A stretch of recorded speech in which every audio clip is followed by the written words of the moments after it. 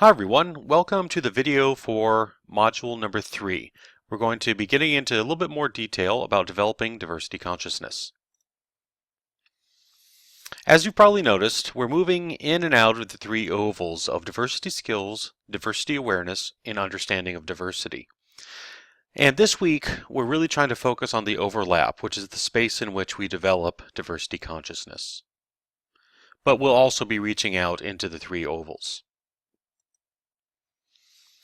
Butcher outlines three things that are important for developing diversity consciousness and really the ideal outcomes for developing diversity consciousness. The first thing that he says is the most critical is that diversity consciousness enhances your diversity skills. It expands your horizons and empowers you, and it promotes personal growth and strengthens your social network. As we move through future modules, you'll see that we get into each of these in more detail. But as we work on developing diversity consciousness, we need to be mindful of pitfalls, even beyond the barriers that we covered in Module 2. One of those potential pitfalls is cultural encapsulation, and this is when we have lack of contact with cultures outside of our own. Cultural encapsulation promotes insensitivity to cultural differences and results in living in what Butcher describes as a cultural bubble. And one of the issues that we sometimes have when we experience cultural encapsulation is that we end up walking on eggshells. We're afraid that we might offend someone. And when we do walk on those eggshells and actually offend someone, sometimes what happens is we get defensive. And we say things such as, "I'm sorry if something I said offends you," or "Why are you overreacting? They're just words."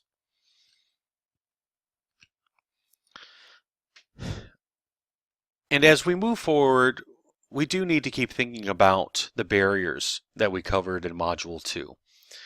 And as we think through stereotypes we hold of others, it's important to consider whether our perceptions are positive or negative. So on this slide are just some examples of generalizations or prompts for generalizations. So what comes to mind when you read these?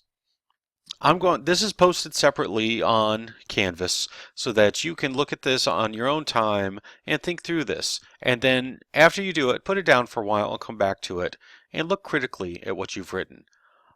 Are the things that you wrote down simply generalizations, or are they a little bit deeper and stereotypes? In our last module, we addressed isms within the context of one of the barriers to diversity, with prejudice serving as an overarching barrier to diversity consciousness. Prejudice is revealed and expressed in a few different ways. And here we have a few examples of some isms that are fairly common.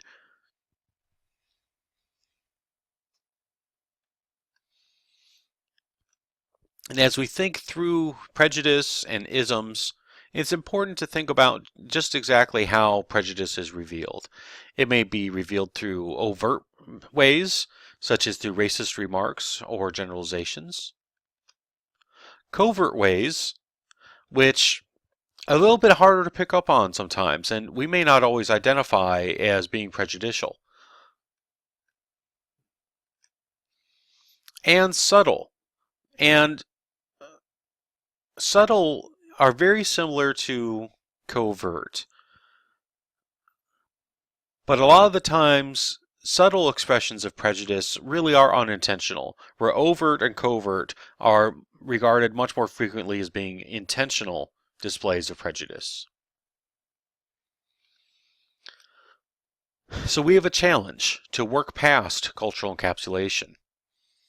One of the strategies is to develop media literacy and becoming informed consumers of information broadcast to us. We need to be mindful of how we've been socialized. So when we began this course this term, I told you the one things I'm going to do is challenge you and challenge your thinking.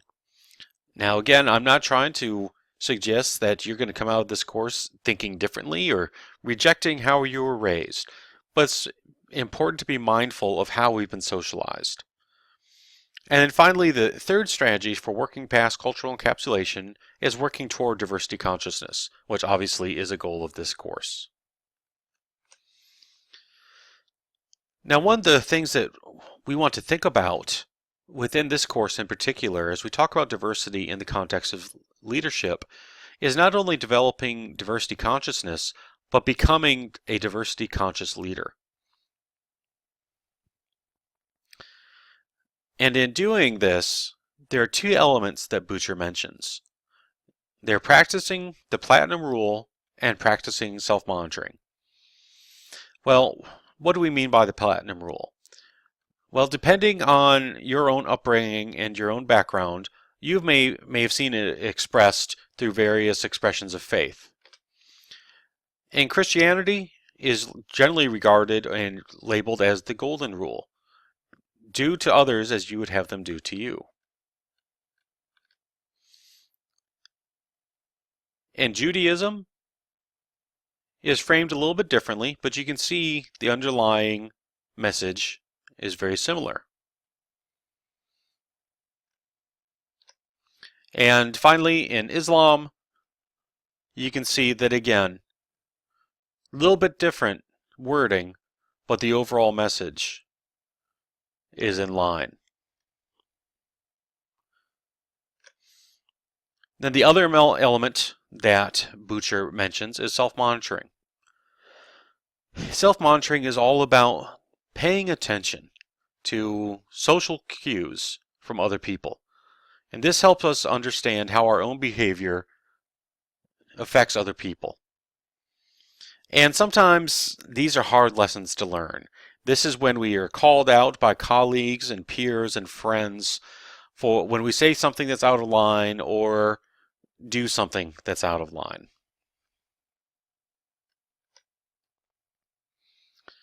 Butcher talks about strengths of diversity conscious leaders. And one of the big ones that I really took away was the idea of being a competent thinker. So let's get into that a little bit. Diversity conscious leaders who are competent thinkers demonstrate an ability to adapt and shift perspective. They blend their leadership styles to accommodate the situation and the individual styles of people on their teams. And ultimately, they don't make assumptions of others.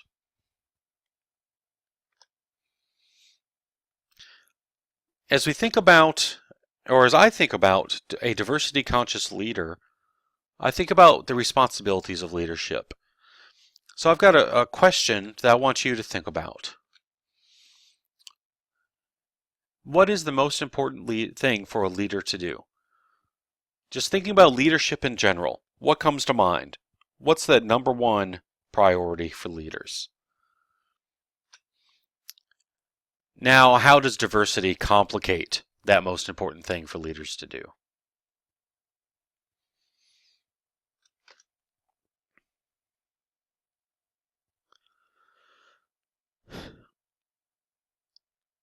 Expectations of leaders have changed. In a survey of 400 mid to upper level managers in 2006 and in 2002, you can see there's some differences. In 2002, the expectation were that leaders needed to express and demonstrate independent decision making, be competitive, and focus on staying the course. And this was really about the leader as an individually competent person, that the weight of the organization falls on the individual leader. Well, in 2006, those same people were asked to think forward in the future. What do leaders need? What skills they need to be able to demonstrate? And you see they're very different. They need to be able to demonstrate interdependent decision making. It's all about making decisions in groups and with groups. They need to be collaborative and be flexible. So that there's a shift from individuality to group dynamics. As we think about how diversity complicates leadership and thinking about the future, leaders have to be able to create space for other people, engage in meaningful conversation, and be able to lead people in ways in which everyone is more effective, more agile, and more prepared to respond to complex challenges. Butcher noted 6 areas of development for us as diverse conscious leaders.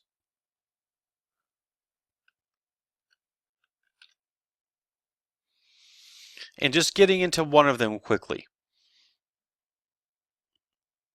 Butcher commented on the push for individualism in U.S. culture and how that can block our ability to see social influences in our lives. How is enculturation similar to or different from cultural encapsulation? Enculturation is not necessarily a bad thing. It's the process by which we learn to become part of a culture, to seek out membership. Enculturation is immersion in a culture to the point where that way of life appears only natural. You see, I've made a note about the myth of the self-made man. I posted a video on Canvas from Dr. Cornel West. It's a brief YouTube video.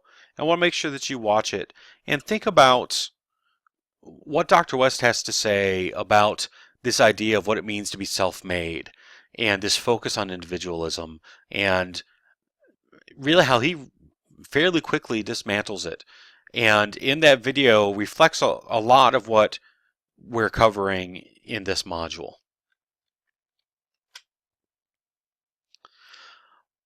One of the other areas addressed is mattering versus marginality. And we want to create organizations where team members feel that they matter. We want them to feel valued and be proud of their work, feel that they're competent. And we want to avoid creating spaces where people feel marginalized. We don't want people to feel out of place, hurt, ignored, or isolated. It's on us as leaders to address feelings of marginality and help bring people forward to mattering. We need to work at expanding our knowledge of others and their worldviews.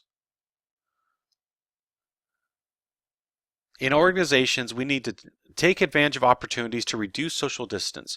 We need to bring people together, particularly as our organizations become increasingly diverse.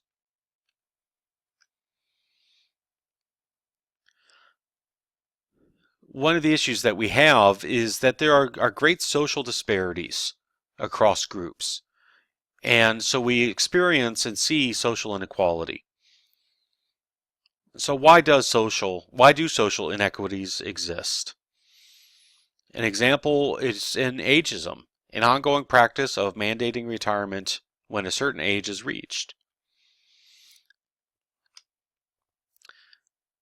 As we think about the concept of equality versus equity, I like this cartoon. On the left, we see equality. All 3 boys have been given the same box to stand on. That's great for 2 of the boys. They can see the baseball game now. But the 3rd boy still can't see the game. Equity is making sure that each person has the same opportunity to achieve the same outcome.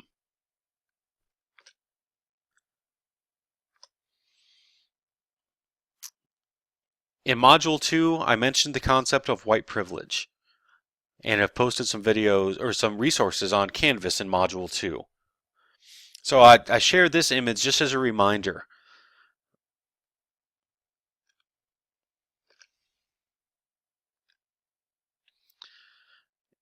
And we need to think about some strategies for developing diversity consciousness.